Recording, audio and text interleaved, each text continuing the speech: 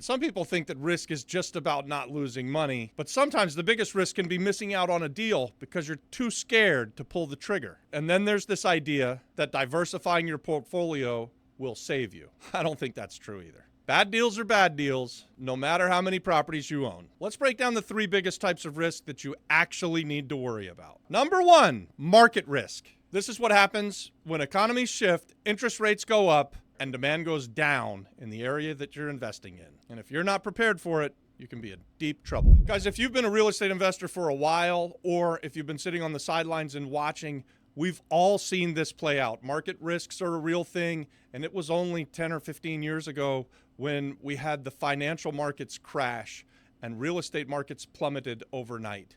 It was a terrible time to be a real estate investor, and I can tell you from personal experience, I had lots of debt at the time. I wasn't flexible enough to pivot, and it cost me damn near everything. Actually, it did. I was penniless broke. It was one of the most painful times of my life, and I don't want you to ever have to go through that. I can remember praying to God to let me learn this lesson one time. And so now I hopefully have learned that lesson, and I'm sharing it with you. Be careful with debt. Market risks are real, and real estate investors need to be able to make a pivot when something changes. So for us, we were buying value add properties using really expensive money through hard money lenders. And at the time that the market shifted, we didn't have any rental properties, so we had no income coming in. I can remember it was like $80,000 a month in interest payments that were going out every single month without $1 of income coming in. And I had been making money up until like the summer of 2006, like I was playing in the NBA. I was printing the stuff. We were rolling in it. Life was good. And then the market shifted on us. And guys, by the end of it, by summer of 2008, I was penniless broke. And it was all because the market shifted on us. It was also my fault. I wasn't investing wisely. I didn't have cash flow, which we don't want to see you do that. And I was using very expensive money. So learn from me.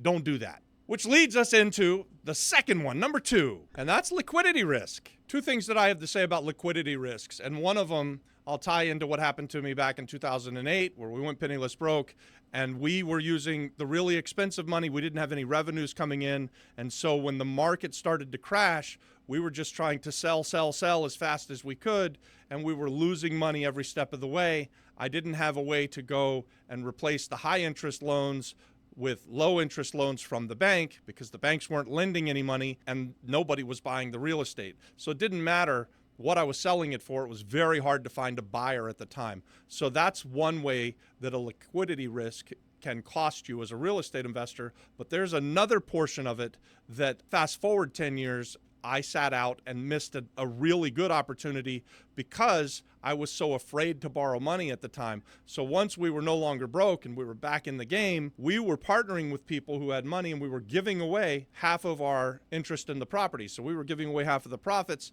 I didn't have any money going out monthly. I was sleeping well at night. We were making tons of money, but I had friends that were telling me, Robbie, these banks are giving away money at like less than 3% interest. It's ridiculously cheap, and you should be borrowing a whole bunch of money. If you do, you'll be able to do more real estate. I was stubborn, guys. Again, learn from my mistakes. That's why we do this YouTube channel, is we show you what we do. We talk about how we do it, and we even tell you why. Right now, I'm telling you about liquidity risks. I had a chance to borrow millions of dollars at like less than 3% interest, and I chose to sit it out, and I didn't do it. And now interest rates have risen again, and I'm kicking myself because, believe it or not, had I borrowed millions of dollars back then at 3% interest, today that money would basically be free. What happened is inflation came, interest rates started to rise, the property values went through the roof. Had I borrowed money 5-6 years ago at 3% or less interest rates, man, I'd be looking like a genius today. So take advantage of the liquidity when you can get it at good rates. Don't sit out things. Don't be a fool. Borrow good money. Be careful with debt. Number 3, operational risks. Guys, this is the stuff nobody likes to talk about. Dealing with flaky contractors, which is all contractors, tenants trashing your properties, and unexpected repairs that can eat up your profits. And if you don't have a good system for handling all of this, you can have a bad time of it. Let me give you a real world example that my friend just went through. My buddy's a new real estate investor, and he jumped into a fix and flip thinking he had a slam dunk deal. The numbers looked really good, but what wasn't accounted for, and probably what couldn't have been accounted for, was delays in the time that it took to renovate stuff, paying extremely high interest rates on his hard money loan, and the massive inflation that we just went through.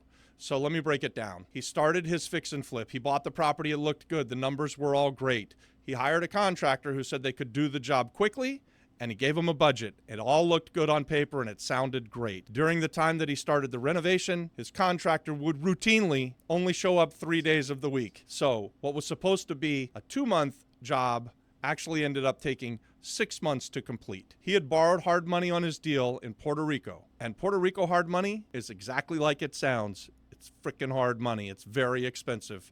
We're talking 15% interest. We're talking a whole bunch of points. And usually they're only giving you these loans for about a year before they're going to ask you for more points. So this money is really expensive. And when you have these kind of time delays, it can hurt. And oh, by the way, at the same time that he was having these problems with the contractor and these delays with the contractor, we had a rapid, massive inflation that caused the price of his materials to nearly quadruple. So his budget went from something that was reasonable, where he could have made a profit, to something that was just basically going to eat him out of house and home. And his renovation budget nearly doubled.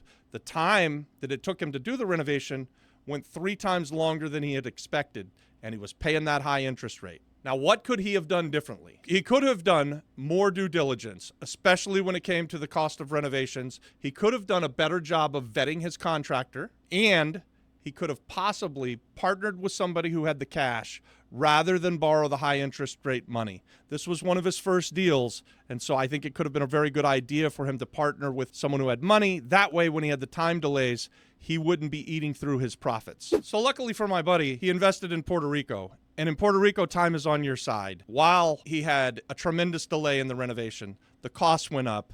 He had a flaky contractor. He was able to absorb all of the punches and roll with it. And at the end of the day, he was able to sell the property and still make a profit because values went up. It wasn't the profit that he had originally expected, but he did still make a profit. So investing in the right place saved his ass. Here's the deal. Risk isn't about avoiding risk entirely. That's impossible. It's about being prepared. If you do your homework and you have a solid plan and you expect the unexpected and you can roll with the punches, you can turn risk into opportunities. Also, guys, let me just add, you don't have to do this by yourself. In fact, we'd like to be a part of your real estate investing story. So we've created a community over on School. You can join for free. The link's in the description, or leave me a comment. Tell me that you want in. Just comment yes, and I'll send you the link. You can join for free. Come over, learn with us, network with us, and ultimately, guys, let's do some real estate deals together.